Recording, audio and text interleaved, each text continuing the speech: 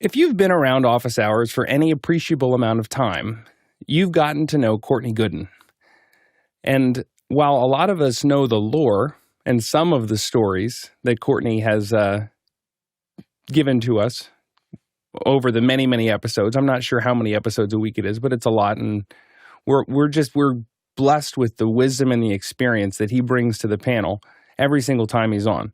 He's also one of the most, just from listening to him speak, one of the most intelligent and curious people I've ever met. And really, I always appreciate someone who has a deep desire to understand how everything works and how everything ticks. So today, we're going to be focusing on kind of an interview, but internally, as we find out a little bit more about Courtney and about where he comes from and how did we get to all of this great experience. So Courtney, thanks for agreeing to come on with the community that knows and loves you. I guess the first question that I would have is, so you grew up in Texas. Yes. And you got into the radio business at kind of a very young age. Could you tell us a little bit more about that? Well, I was always interested in technology and sound. I got a tape recorder. My grandmother gave me one for Christmas, I think, when I was about 6 or 7. So I was always playing around with that, taking it apart, discovering ways to utilize sound and recorded sound. So I was always interested in that. And by the time I got to junior high school, I really liked listening to radio. And I bothered a lot of the DJs that were online by calling them up and learned how to mimic some of them because I had a pretty deep voice from a pretty early age. And so I was mimicking these DJs, and occasionally I would figure out the number they'd have a call-in number, but if you changed a few digits on that number, you could find their secret private line.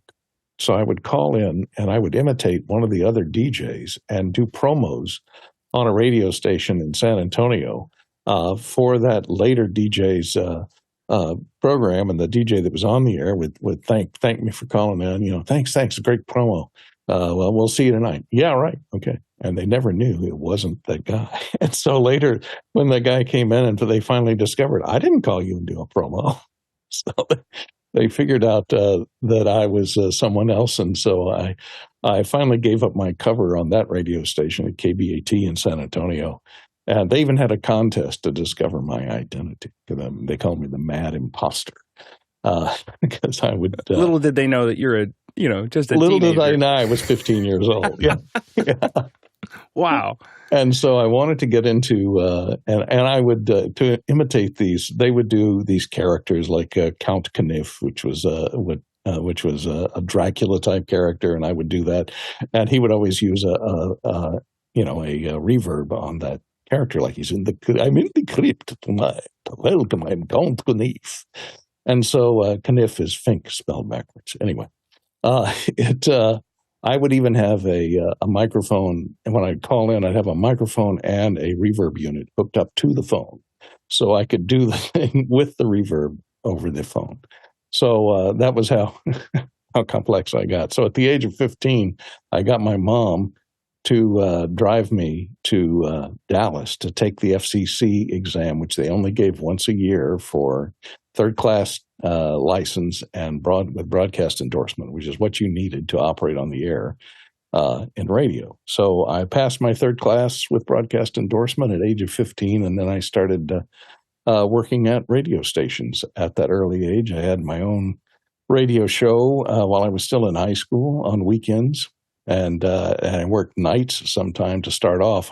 I'd finish high school, and I'd go out to KITE AM, and their transmitter, they had a studio in downtown San Antonio, but at night they'd switch to the transmitter site, which was out near my house, out in a vacant field way north of town.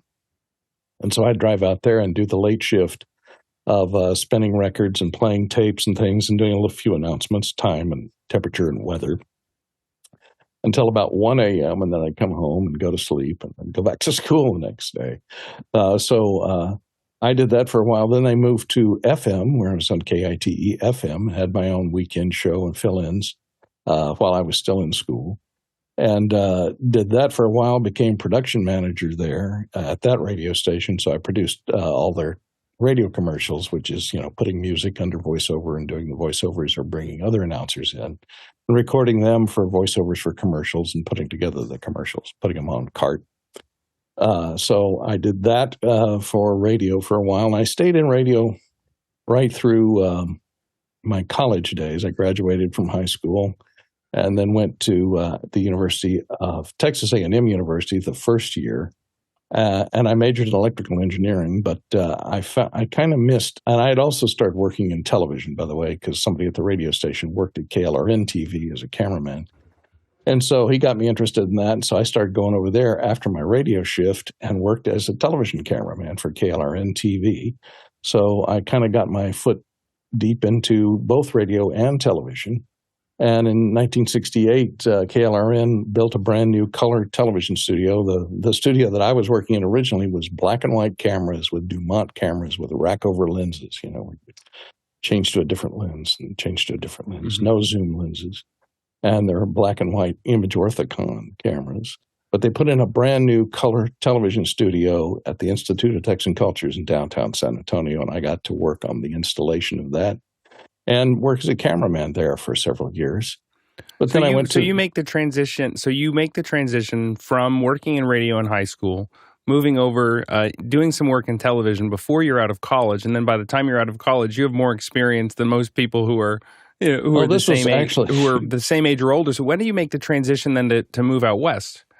Well, so I was I worked my way through college. I had already, like I said, I'd already been in. When I got into the University of Texas, I went to Texas A&M one year.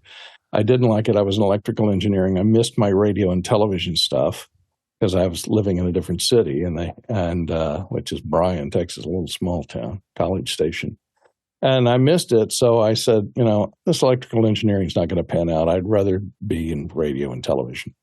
So I moved back to San Antonio. I did a year going to San Antonio College during a night school, building up credits while in the day. I worked on the radio as I was a news director for KITE FM, or KEXL. It changed its call letters. And I also worked at KLRN TV. And then I got into the University of Texas. So I moved to Austin and lived there and worked on KTBC, which is Lyndon Johnson's radio station. He owned it, and he would stay at the radio station on weekends a lot of time. He and Lady Bird were there during that period of time. So I worked my way through college at KTBC on the air and radio. So by the time, and I changed my major to radio, television, film. So by the time I got my undergraduate degree, a Bachelor of Science in Radio, Television, Film, I had already been working in radio and television for 5 years. In fact, most of my credits at the University of Texas were just open credits. They called it special projects in radio, television, film. And basically, I designed and built equipment for the university to put in their RTF lab. And I taught audio mixing there, and I designed this whole new studio that they were building at the UT at the time. Needed equipment, so I helped design a lot of the radio studios up there as well. So that's what I did in college. Then I formed I and several of my compatriots from film school formed a production company in Austin called Shootout. And we produced commercials and industrials and instructional films for the Department of Public Safety and Texas Rangers on, use of deadly force, fun stuff like that. And then I kind of outgrew that market by about 1976. We had this commercial production company, and a lot of the people that were in that commercial production company, there were 5 of us in there. One was a professor in the RTF department, and the other 4 were former students and were graduate students in RTF. And we found we had kind of outgrown the market because you're in a college town with a radio, television, and film school in that town. So every year they're turning out new graduates that are competing against you professionally in that field in that town. So we thought, a move to Hollywood would be good. So almost all of us that were parts of that production company moved to L.A. in about 1976. where we found it. And I had been in the union. We had formed a mechanics local in IETSC. I got in the union in about 1974. And out of local 205 in Austin, we had formed a special sending technicians group so that we could work on films, motion picture films that came through and were shooting in Austin. So we had the ability to work on those. But, those were few and far between. And so when we moved to Los Angeles, I found that I could not get in the union in Los Angeles because they didn't accept transfers between local 205 and local 695, which was the sound and video engineering local. So, and it was locked up. At that time, the unions were locked up in Hollywood. They had Hollywood sewn up. It was a completely different method of production back then. The studios were in charge. They were, all closed up. You had to be basically born into the union. You could get in if your parents, if your father was a sound mixer, you could get into the sound local. And if your father was, or your uncle was a cinematographer, you could get in to be the cinematographer's local. But other than that, you couldn't just walk up and say, "Hey, I want to join the union." They go, "No, we don't need any more. Thanks, we're full up." Till about 1979, and then it opened up, and we were able to get into the sound local after that. But we want to hear more about. We're going to go to a couple producer questions here because we've got a ton. Okay. People are very curious. I definitely want to. Just stop me anytime you see. No, that's okay. I definitely want to touch on. I definitely want to touch on your experiences on Roar, which is a fascinating story, and also a little bit about CompuPrompt. But for now, why don't we get a little bit into producer questions? Alexander, could you go to the next one? Yeah, the next one's from Robert Shoji in Los Angeles. Courtney, what project are you most proud of and why? Well, that's a tough one. I took satisfaction. I had the wonderful situation of being working in an area and getting paid for something that I love to do. And that's the best thing in life if you can find a job that you're interested in and always interested in, keep doing it, and you can get paid for it. If you do it well, you can get paid well. So that was probably the most satisfying. And over the years, I've moved from job to job. I don't know which is the most satisfying. I think Roar, which we're going to talk about in a minute, was probably the most challenging. The outcome of that movie, it was a movie made in the early 76 through 83. I was on it for 4 years. So it's a very right when you got to Hollywood, you pretty hop on much. Roar. Yeah, I got to Hollywood and found that although I had been working as a production sound mixer for 4 or 5 years, I couldn't get any work because the union had everything locked up. So I could work non-union. I worked on a few low budget horror films, things like that. So you could work on those and commercials. Non-union commercials, but commercials a lot of them were union. Later, I worked on a lot of union commercials. So I worked my way through that, and then I had the opportunity. There was this movie that one of my former business partners in Austin was the editor on, and that was Roar. And he said, "Well, we're going to start up production in next week. Why don't you come in and interview for the position of sound mixer?" It was non-union. Is this Jerry Marshall? Yep, Jerry and John Marshall and Noel Marshall was the producer, who was the producer of The Exorcist, and he was Tippi Hedren's manager. So she was going to be in, and they were married. So I was his wife, and their daughter was Melanie Griffith, and so she was in the movie, going to be in the movie. And so I came out, Larry Carroll, who was the editor, got me an introduction to interview for the mixer. But I came out and interviewed with him, and Noel wanted to use, he had bought all of his own sound equipment. He wanted to use that. Of course, I had a collection of production sound equipment that I wanted to use my own equipment because I designed and built a lot of accessories and stuff that work with my equipment. And no, they didn't want to pay for my sound equipment rental. And the money that I was asking for, they were paying, next to nothing, independent film. And the situation was, the story was about a crazy man who lived in Africa in a house with a whole bunch of lions, tigers, leopards, cougars, and other animals. And so there was that situation to deal with. So I interviewed, and then I went home, and Didn't hear back from him. Then okay, well, it went to somebody else. So about 2 weeks later, I get a call, panicky call in the middle of the game. And he says, "Are you still available to work on Roar?" And I said, "Well, yeah." I'd had a commercial or so in on my calendar, but they said, "How soon can you get here?" And I went, "Well, I can get here this afternoon, I guess. And bring your equipment. We'll pay for your equipment, and we'll pay your rate." And I went, well, okay. So I got out there, and I found out that the mixer they had hired to use the producer's equipment had made a mistake, and they were shooting on a raft in the middle of this lake, which is the house. The set house is built onto this little lake, and they were shooting out in the lake. This is the first week of production, and he had put the Nagra, the tape recorder, on the surface of a raft that they were using as a camera platform, but suddenly the raft started to take on water and sink, and it sank the producer's Nagra underwater. And so Wow. that kind of ended their equipment and that mixer's career. Although I agreed to come out, and I said, "Well, I've got some stuff coming up, but I'll come out for a couple of weeks and get this sound mixer who was very green, just out of college, and get him, give him some tips. We can rent my gear until you can get your equipment fixed, and I'll work for a couple of weeks to get you back on your feet." But they didn't want to continue to pay my rate and for my equipment for any long period of time for the rest of the movie. But I ended up staying.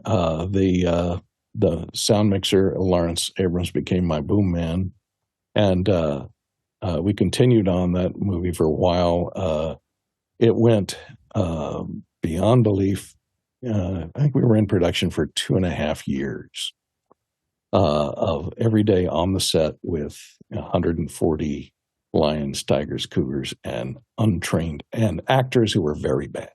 I mean, not stage-trained lions, right? They were all raised. Most of them were raised in captivity, or they were rescues from people that had bought a lion cub because they were so cute, and then they grew up to be something that eats 15 pounds of meat a day, and they couldn't afford to keep them, and so they rescued a lot of lions. And they raised tigers and actually bred tigers. These lions and tigers had children while they were there. So we always had lion and tiger and tigon cubs to shoot with. And it was quite a challenge. It was one of the most challenging films I've ever worked on. And I learned a lot of stuff there and how to be creative and work with planting microphones and camouflage and buying the right kind of cables and dealing with adversity. And every day was a challenge. And protecting yourself from and not carnivores. getting eaten. Not getting eaten was a major consideration. Unfortunately, I don't have. Oh, we have this picture that was on the thing here. This is my sound setup on Roar.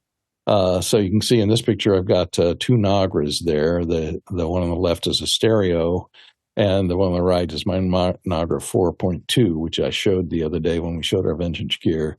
This is a Sela mixer that I had bought from Billy Graham, believe it or not. And the event. And then didn't you rig a remote witness camera so you didn't have to be in the room? That's what's this monitor here on the left right here is the monitor for that. And it had switches. I could switch 3 different input cameras. And I had rigged up a custom-made motorized pan so I could pan left and right. Didn't have tilt, but at least I could pan. And I would have to hide the camera up in the corner of the ceiling because the set was practical. It was, the rooms were all practical rooms. They weren't on a sound stage. This is built in the middle of a lake. And so I had to position myself nearby close enough to where the action was, and hopefully behind, you can see there's a fence panel behind me here, behind chain link fences. And the reason I don't have hardly any behind the scene pictures is because cameras were forbidden on the set. And you got to remember, this was before cell phones and digital cameras. Film cameras were the only cameras allowed on the set, and the producer was adamant about no still pictures could be taken by anybody but our still photographer. And the rules were that still photographer could not take any pictures that had any fencing in, because he wanted to believe that these lions were roaming free, which of course they weren't. They had to, when you're working with that many wild cats, they kind of don't take direction very well. So you have to kind of fence them in to keep them in front of the camera. So you got to put chain link fences on either sides of the camera to keep the lions contained within the shot. Otherwise, they wander off and eat some of the crew, which they did anyway occasionally. Sometimes they get through the fences and get through the gates. But, 60 miles from Hollywood, there's just this little encampment. There's this little just concentration of an incredible amount. It was kind of like a concentration camp. Yes, funny you should mention that. Yeah, but let's go to the next question. Okay. From the QR code, Chester Sweeney in Las Vegas, Nevada is asking, were there any big jobs Courtney had to pass on because he was in the middle of a gig? Well, I passed on one that it became a big job later. I was working on a low-budget soap opera kind of movie, tearjerker movie in San Antonio. This is before I moved to Hollywood, in Austin. And this film came up that I was going to try and do the sound on. They came to me to do the sound on. And I said, I would, but I've got, when are you starting? And they say, well, we're starting next week, 2 weeks from now or something like that. And I was in the middle of this other production. And I said, well, it overlaps my schedule, so I guess I can't do it. And so I sent my boom man, who was Ted Nicolau, over to mix this other film. And that other film happened to be Texas Chainsaw Massacre, the original. And so I was kind of a consultant then, because I would get a lot of calls from Ted. And occasionally I would go to the set after my film ended. They were only supposed to shoot for 3 weeks on Texas Chainsaw Massacre. But of course it ended up being 9 weeks, and they couldn't pay. Everybody was paid on deferment, which meant that we don't have our money now, but when this movie makes money, you might get paid. And so I turned that movie down. I didn't get to work on that movie because I was working on something else, but it turned out to be a fairly, cult type movie, although it was, distribution was controlled by Bryanston, which was supposedly an offshoot of the Cosa Nostra. So nobody got paid their back end. There were a lot of lawsuits involved, and most of the people that worked on it are still trying to get their money. Let's go to the next question. Pedro G. Gonzalez III in Oklahoma City, Oklahoma is asking, what equipment problems did you encounter while shooting in a hot and humid locations for the show Dexter? Well, we weren't in very many hot and humid locations. Dexter was shot primarily in Hollywood on stage 14, 15, and 8 at Sunset Gower Studios. So all of the interiors were shot on soundstage. The exteriors, they shot Dexter. The first season, they shot 2 weeks in Miami, which is where a lot of the exteriors and the boats and stuff are. And then the rest of the time, if we had to do exteriors at the beach, we shot at Long Beach. So we would shoot exteriors in Long Beach occasionally, maybe once an episode, if that. Maybe every 2 or 3 episodes, we'd do a couple of days in Long Beach if they required exterior locations near the water where we needed to show that. But Dexter's apartment, the exterior of it and the interior of it were all on soundstage at Sunset Gower, where the air conditioning was very good. So my equipment just sat on a cart. I did video playback. I had transitioned from doing sound at that time to doing video and computers. So I did all the video playback, all the computers, all the screens on that show for 7 years. So it was comfortable. I just show up, have my cart parked over in the corner of the soundstage. I'd wheel it in and hook it up to whatever televisions or computers we had to play back on that day and sit back and relax. So it wasn't very taxing for me. Roar was much more dangerous. Next question. Next one's from Roscoe Jones in Madison, Indiana. What were your thoughts? What were you taught as a young lad that benefited you the most in your career? It's who you know, not what you know. I worked on a number of films with as in a subservient position, like a boom person to a sound mixer. So I actually knew a lot more about sound and electronics. I did all my own servicing, all my Nagras. I owned several Nagras, and I did all the servicing on. I had the service manuals and learned how to fix them, align them, and repair them. But occasionally I'd have to work for people that knew a lot less than I do. And a lot of times in the situation where there's a lot of nepotism in the industry, like used to find that in the union, you don't anymore because they've got rid of pretty much the seniority system. You'd find people that, got their job because it was who they knew, not what they knew. So they got into this job because they knew the producer, or the producer's girlfriend was their sister, et cetera, et cetera. So that's the one thing I learned about getting ahead in Hollywood. It's who you know, not what you know. Next question. Mike Edwards in Brooklyn, New York is asking, Courtney, if you had a chance to relive your career all over again, what area of interest would you focus on first? Well, I think production sound. Production, I've always worked in production as opposed to, I've done a few jobs in post-production. I did post-production sound effects on a few movies. But production is the most interesting and commercials. I did tons and tons of commercials. Union commercials, big commercials, national commercials. I did all of Apple's commercials and all of Microsoft's commercials and IBM's commercials, and working in computer screens and so on. Doing 24-frame video playback, and creating the on-screen graphics. If there had to be interactive graphics that appeared in a movie or a commercial, especially in a commercial, I'd create the on-screen graphics so that the actors could interact with them, and we would actually shoot the screens back then, because tracking them and pasting them in post was not a thing that they could do cheaply or quickly. So we'd actually shoot the screens that needed to be there, and I'd have to work with ad agencies to take their provided graphics and animate them into a form that looked like the person was actually, going to a website, using a website.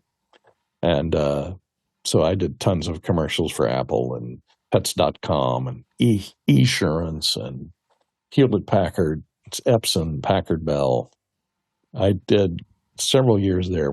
I was turning down 2 or 3 jobs a week to work on those computer commercials. So that's one thing that kept me busy, and it kept me. Each job was different. And working on commercials was nice. You work on a long film, you can have clashes of personalities with people. I've worked on a number of features where, you just get into a situation where the actor or the producer hates you for some reason. No. How much of this did you have to step away from it all because of your work on CompuPrompt? Because CompuPrompt would have came out on the Atari, correct? Right. And so that would have been around the same time as you're doing Roar, as you're getting into these commercials. I mean, that's still pretty early in your career that you delved into the thing that you've got a little golden statue for sitting over there. Well, like I say, I was always interested in technology. And when personal computers came about, I bought a Radio Shack Model 1, and I had my Radio Shack Model 1 at Roar in my little trailer. And it nearly got washed away in a flood. But I had the thought to move it across the river before the flood came and washed all my trailer and everything else away. But I got interested in programming back then in the 70s, 78, 79. And then when the Atari came out, I bought an Atari 400 and liked that so much. I liked programming in that, and I liked the graphics that the Atari could do, which the Radio Shack could not do. So I taught myself how to program the Atari, and all this time I was still working doing sound. And so on a number of pictures, I also did the computer graphics if they required some kind of screens, like technology screen of some sort. I did a movie called Flashpoint, where I was the sound mixer, but I also did all the screen animations. There's this thing where they have these tracking seismograph tracking.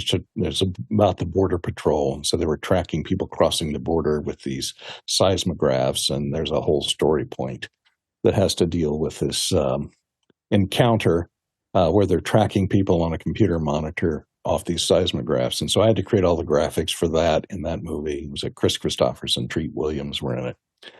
And so during the day, I'd be the sound mixer on that movie, production sound mixer. Plus, at night in my hotel room, I'd be programming the graphics that were going to come up later in that movie to do that. So my programming of graphics there led to me creating a couple of utilities that were one called Graphic Master, which was a graphics editor. I like to think of it as the first personal computer graphics editor before Photoshop, before there were PCs, before there was a Macintosh. It was a computer graphics editor called Graphic Master, ran on the Atari 800. And I licensed that for distribution through a company called Datasoft. So it was a commercial product.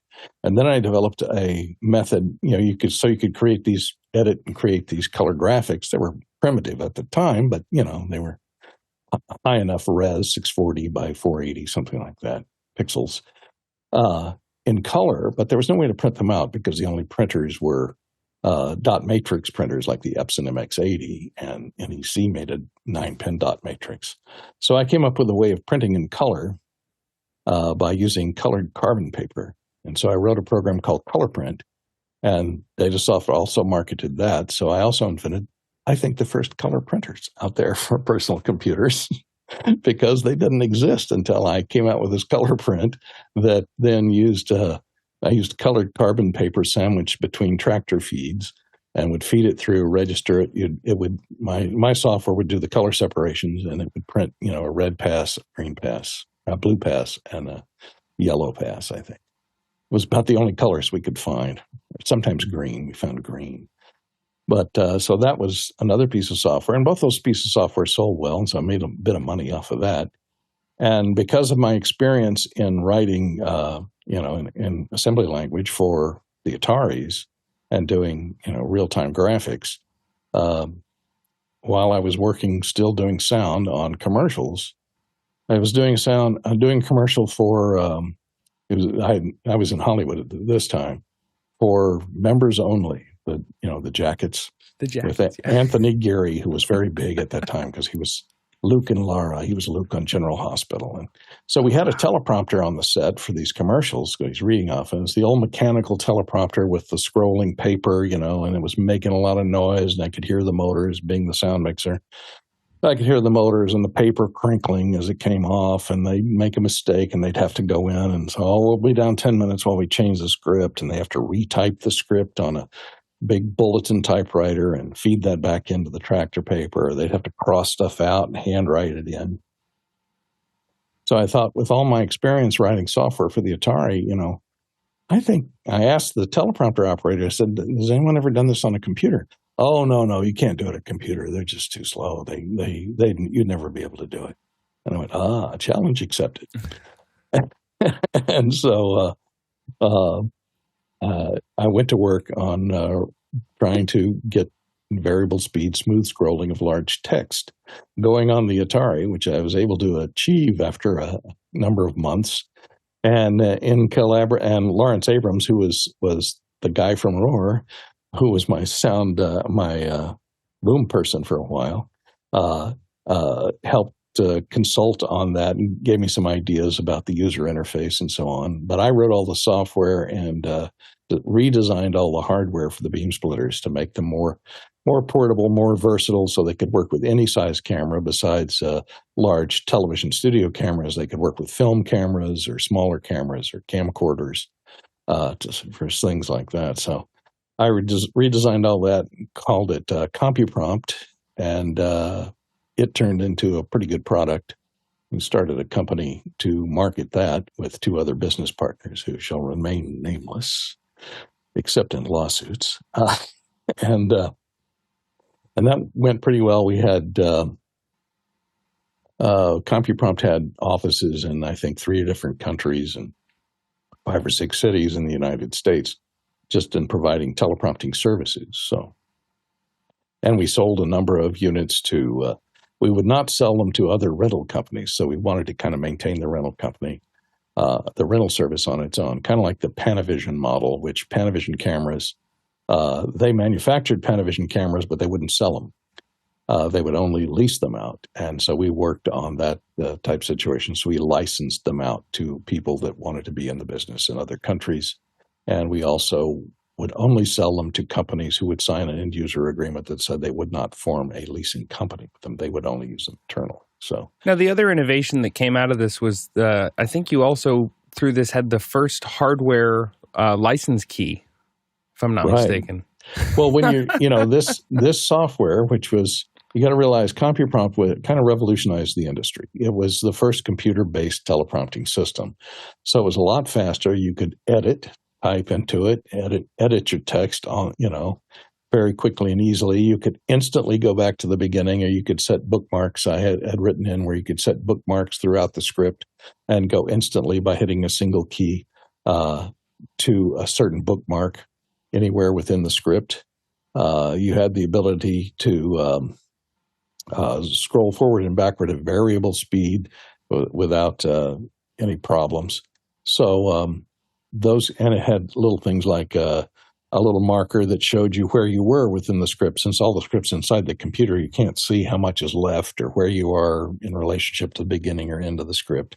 So it had a little proportional marker that kind of like a scroll bar at the bottom of a video player. So the value for the studio that's implementing it is tremendous. You would get ROI on an investment like that very quickly, but you're selling a piece of software, and as anybody who uses software knows, like your ability to make money on it and continue to make money on it is only as good as how you protect it.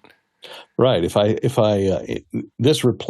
system which ran on a $150 computer replaced a $12,000 mechanical teleprompting system, and it was much more advantageous, had a lot of features that the mechanical system didn't have. So we priced it at $4,000 for the software. So this is a $4,000 piece of software.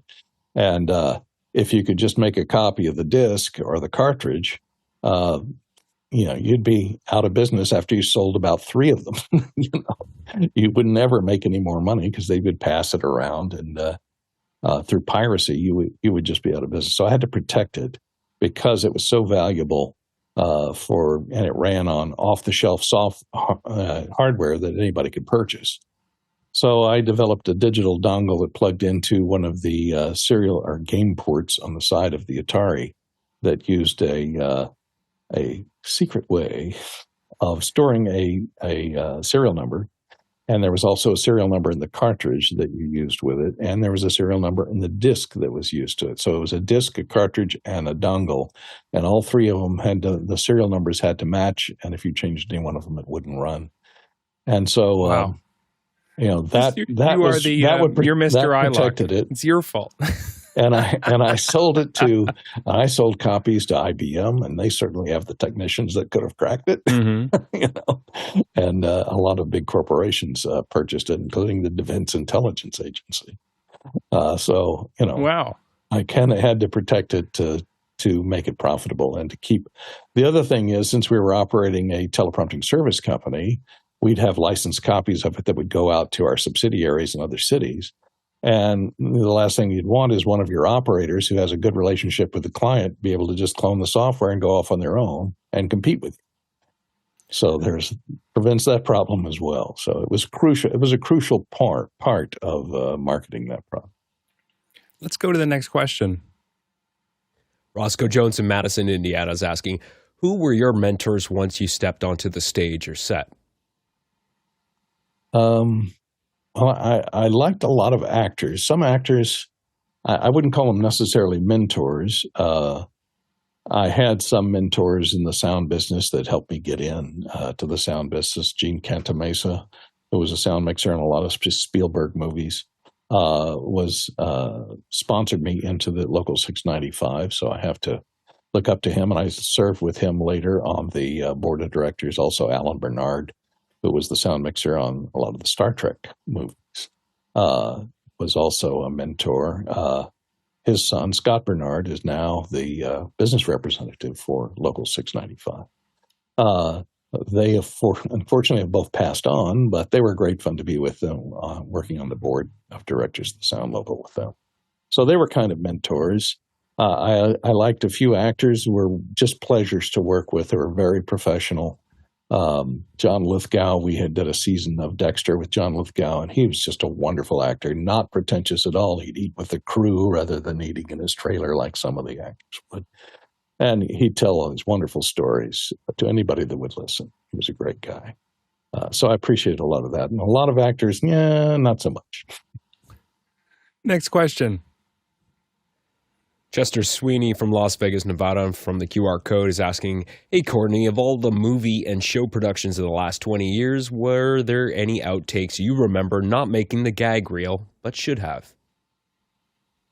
Well, there was on Roar, there wasn't a gag reel because there was no video assist on Roar. So that was the other problem. We're rolling 5 cameras in all this chaos. But as the sound mixer, I was rolling audio, and I would tell my second boom man was Tim Cooney, who was the elephant trainer on the movie. And he was interested in sound. So when Lawrence left, Tim Cooney came on as my boom operator. And Tim was very brave, and we knew Jan de Bont was the DP. And he and Noel Marshall would get in these humongous arguments about something, who delayed the set, and there'd be screaming matches on the set. And so this is the Jan de Bont who went on to work on Die Hard, right? Yes, he shot Die Hard. No, he didn't direct Die Hard. He shot Die Hard. Sorry. So he was a cinematographer, a Dutch cinematographer. Roar was the first American movie he worked on. He went on to direct Twister and Speed. Right. And The Haunting, and a number of other movies as a director. And he's a tyrant to work with. He's impulsive and crazy. And Noel Marshall, who was also fearless because he was the Papa Lion, he was being in all these scenes. If you want to see what it was like on the set of Roar, there's a documentary that was on the National Nat Geo put together called, and I appear in it as one of the interviewees, Roar, the most dangerous movie ever made. And it's on Prime Video. It's on video. You can find it on Prime Video or Apple Plus. I think you can find it too. Anyway, so take a look at that, and you'll see the craziness that went on behind the scene. And a lot of the crazy stuff that they have in audio, I recorded because when one of these arguments would break out after a take, take would get busted because somebody was, lion got in the wrong place, or somebody got bitten, or somebody with the cameras. The problem with the cameras, we had 5 cameras almost all the time, and getting the cameras out of everybody's shot was always a problem. And the camera operators always had to wear camouflage or green because if another camera panned across them, you didn't want to see them there in orange or something. So they had to wear also camouflage. The cost of film to run 5 cameras. Right. We had tremendous. MGM Laboratories notified us about 3/4 of the way through the production and said, congratulations, you've run more film through our laboratory, MGM Labs, than any other film in the history of MGM. And that includes Apocalypse Now. Wow. So we were shooting 35 millimeter, 5 cameras at a time. We had 5 Panavision cameras. Wow. And so, we burned through a lot of film. But these arguments would break out, and I would tell Tim, who would be hand-holding, have the boom mic on a pole or maybe handheld 816. And I'd tell him to walk over near Noel and Jan, and I'd just keep rolling the sound, the tape. And so I recorded all these great arguments between the two of them. And they went to the editing room, and I had my pals in the editing room would pull it out, and they made an outtake reel of these screaming matches between the two of them. And it still exists today. In fact, part of it, I think, appears in the audio tracks of that documentary that's on Nat Geo. So Next question. That's one of the outtakes that never appeared anywhere. Brody Hefner in New York City is asking, Courtney, what are some general principles or rule of thumb for production problem solving that you have found yourself invoking or sharing with others repeatedly year after year? Well, I didn't share too much because one of the ways, if you invent something, and I invented a number of things out of necessity.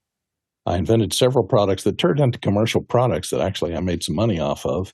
I developed when sound transitioned to DAT tape, digital tape from analog audio. There was a problem with timecode, and that you could record timecode, and when it transitioned then to file-based, with DAT there was a lot of problems with, and I dealt with timecode there. There were a lot of problems synchronizing the 2997, and I had a whole thing of dealing with pull up and pull down with the studios, trying to get them all on the same page. Then it transitioned into file-based recording with the 744s, and the Divas came about from Zaxcom to record file-based. And the problem is the file-based broadcast wave files is you could record them in the recorder with timecode, but you would always get problems in post. Post would say, well, the timecode doesn't match, and you'd have to go into post and explain to them that they had the machine in the wrong mode, the wrong timecode frame rate, et cetera, the wrong sample rate, et cetera, et cetera, et cetera.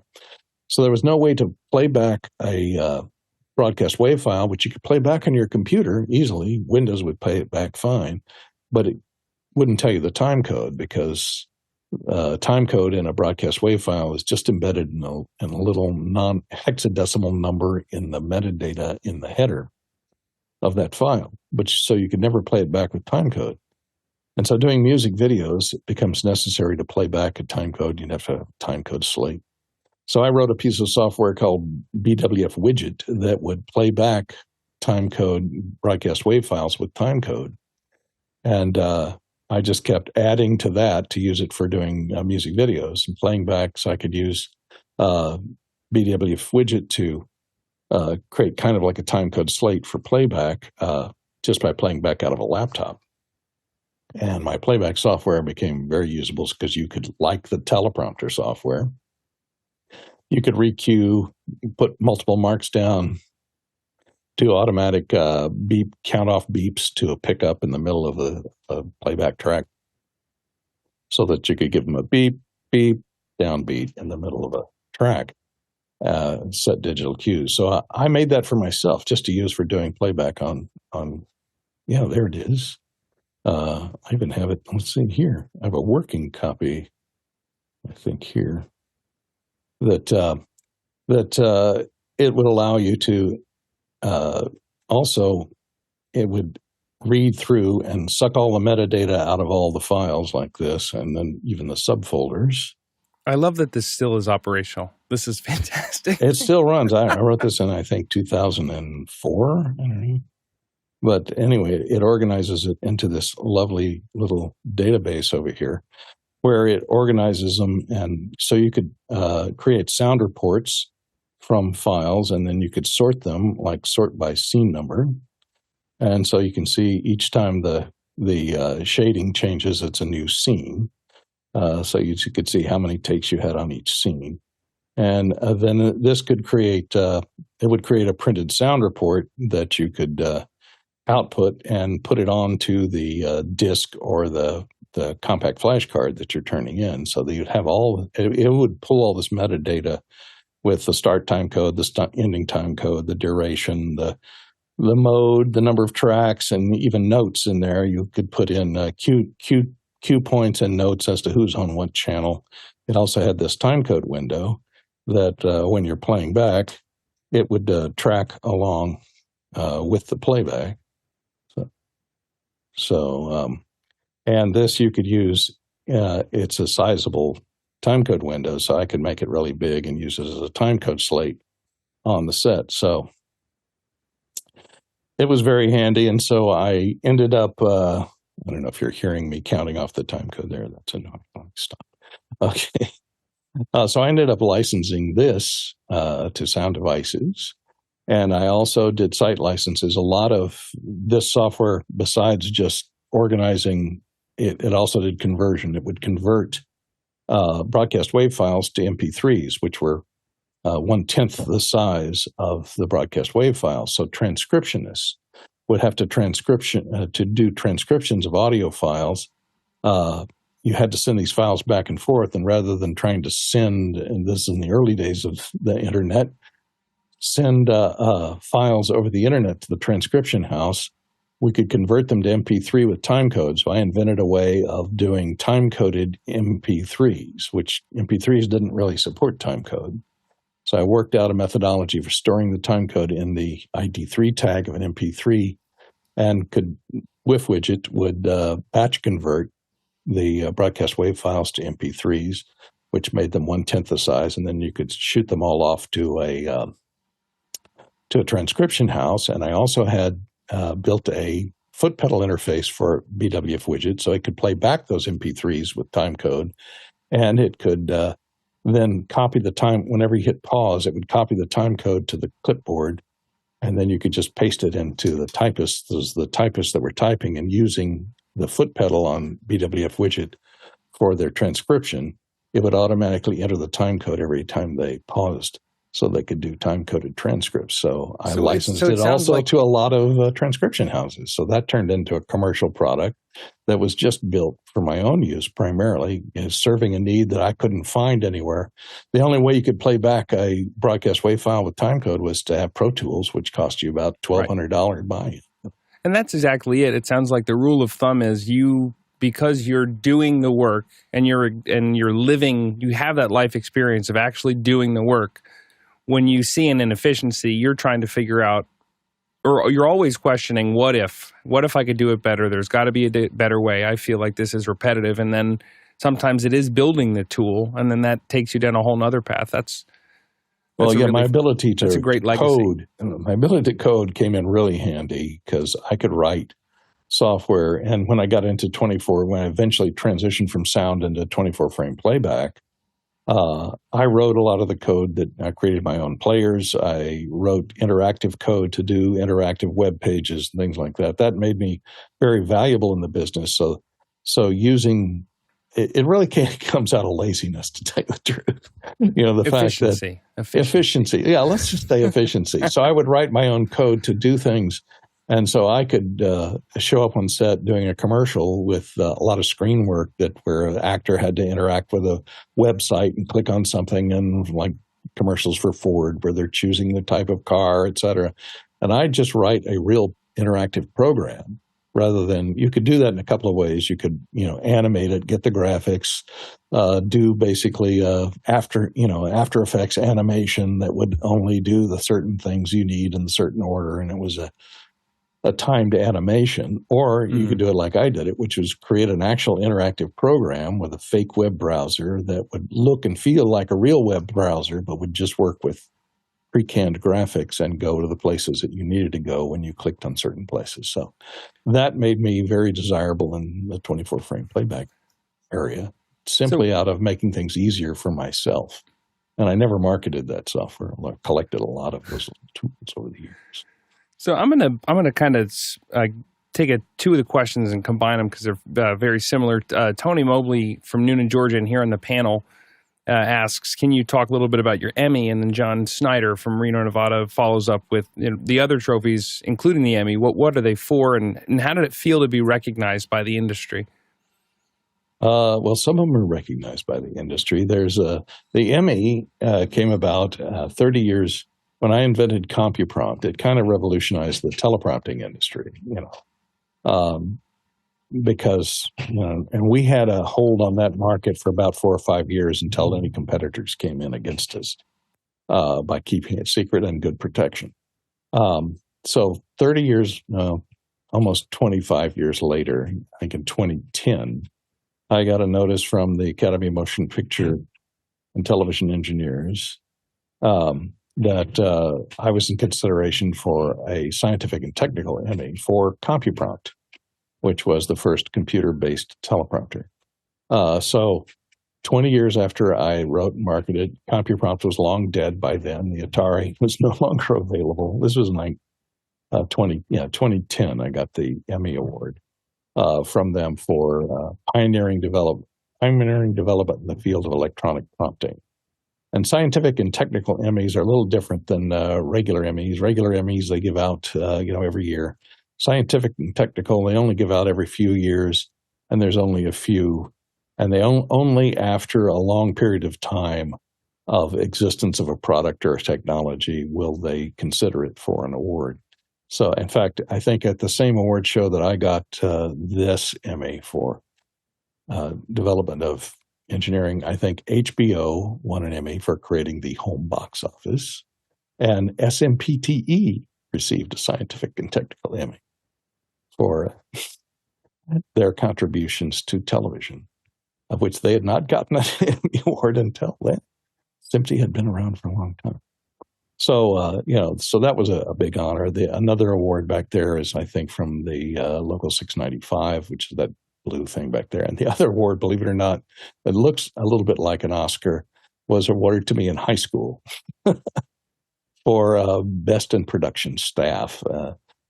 Being the techno nerd that I was always the one that was in charge of lighting and sound in our productions in high school. In fact, they would pull me out of class in high school and send me out to buy sound equipment, order and pick up sound equipment, install it for the high school. So, like I say, I faked my way through pretty much high school and college with my technical abilities learned by myself.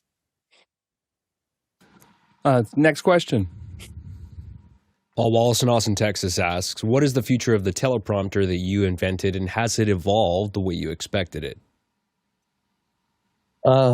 Yeah, it's evolved. I've basically got out. I still have a teleprompter service business, and I use somebody else's software. My software, I didn't try and develop it because it became very competitive. After a couple of people were finally able to come up with one that would run on a PC, on an IBM PC. There was a guy in San Francisco who had Magic Scroll, who had Magic Scroll, which was a teleprompting software which ran on a Mac. But the Mac had a lot of problems because it really wasn't designed to output video, whereas the PC did have video outputs on it. So I think the teleprompting software that's around today, the software that I'm using today, is Telescript software written by my friend Jim Stringer out of Kansas. And he put a lot of, we collaborated, and he put a lot of stuff into that PC-based software that I wanted in there.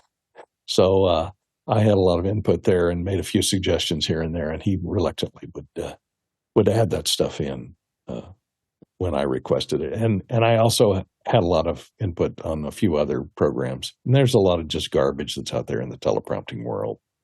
The few professional ones, and I had to sue a couple of other people who basically ripped me off in the early days in the 80s, and I had to sue them for copyright infringement. So they put their own name on my software. Courtney, you come into office hours. How many days a week would you say it is? I try not to do more than 5. Although I find it a lovely place to go and enjoy the company of all you panelists and producers out there who submit questions. So it's a good thing to do here in retirement. I've been retired since 2015. So it's good to have something to do, at least in the morning, to go out on. So it keeps me awake in the morning, gets me up in the morning, gets me out of bed, and gives me something to do and get going. So I really appreciate office hours for that respect. And we all enjoy hearing your perspective. And, you come from not only a vast set of diverse life experiences, but also just you have the fortune and the advantage to have been in the nuts and bolts of it, of using computers and digital technology in production from the very beginning. And that's a really great perspective that we're all fortunate to have. And besides just a thank you for, agreeing to let us spend a whole hour just telling stories and talking about stuff, just thank you for every day. It's great to have you here. We appreciate it. Well, thanks. And that's one of the things I miss the most is problem solving on the set. And that's one of the things that really kept me going. And when I retired, that's the thing I miss the most, using creativity to solve a problem. And here on office hours, I can deal with the problems of others and maybe come up with an ingenuity, use my ingenuity to come up with a possible solution if there wasn't one before. Now, we did have quite a few questions that we had to push back, but we decided that we're going to try to end close to on time, just out of respect for the back-end crew. What's the best way for people to, besides being on the panel and throwing a question in on a daily show, what's the best way for folks to get a hold of you if they wanted to chat more? Well, you can find me on the Discord for office hours. So you can find me there. That's a good way. And I'll see those questions there. So Awesome. That's the best way. I have so much spam in my inbox that I'd list one of my many. I've had one same email address for 40 years, so can imagine the amount of spam that comes in. And if you're not in the Discord and you'd like to see how to get in, of course, you can go to officehours.global/join, register there, and you'll get all the email links of how to get into Makana, how to get into Discord and the like. Courtney, thank you again. Also, thank you to all the panelists in the first and the second hour. We appreciate you being here and contributing your expertise. There are some mornings where I wake up and the first thing I do is look at the questions, and then I go, ooh, there's some toughies in there. And then I get into the panel and there's, guys here, Alex is here, Jonas is here, Jason's here. And I'm like, these guys are really smart. They've got, Alexander's here, Tony's like, it's amazing the hive mind of office hours. And when you bring in the chat with the producers, it's really amazing. And besides the chat questions, we also thank the producers for their regular questions as they're getting in. That drives the show. We had a ton of questions today, so we appreciate everyone who not only asked questions, but also voted, because that helped us filter to the top what was the most interesting. And also a tremendous thanks to the back-end crew who are dealing with me talking past noon right now, but not only that, but also getting up early, staying up late, all over the world to make this show happen 7 days a week. And also all the folks who work on the show asynchronously for the development of the software that runs the show, the planning of the second hours like this. We're an all-volunteer group, and it's truly incredible what we're able to pull off every single day. And if you'd like to support the show, you like what you see, you can always go to officehours.global/donate, and we appreciate it. Slaloc Traversal today, we've traveled 44,000 miles. 44,000 miles, 71,000 kilometers, 349 million bananas for scale. We'll see you in After Hours. Courtney, that was so fun. Thank you. Yeah, nicely done. Kind of hard to squeeze a 60-year career into 1 hour, but we needed 2 hours. I just want to say, Courtney, I feel proud that I had you on the conversation with Tony Mobley first. So, and a lot of people have pointed out that they've seen that scene conversations and said, "Hey, yeah, I saw something about you being interviewed." Know and that. they saw conversations with Tony Mobley. That's where I need to. I guess I probably could have watched that for prep. I would have been. Yeah, would probably saved me some time. Kind of a precursor to everything I talked about today. Yeah, it was great having you on, and thanks, Tony. I really appreciate you. So I wanted to be on the panel today just because. Thanks again. And now the rest of the day. I'm not trying to steal your stuff, Tony. I'm sorry. We could. Yeah, he'll sue you. A lot of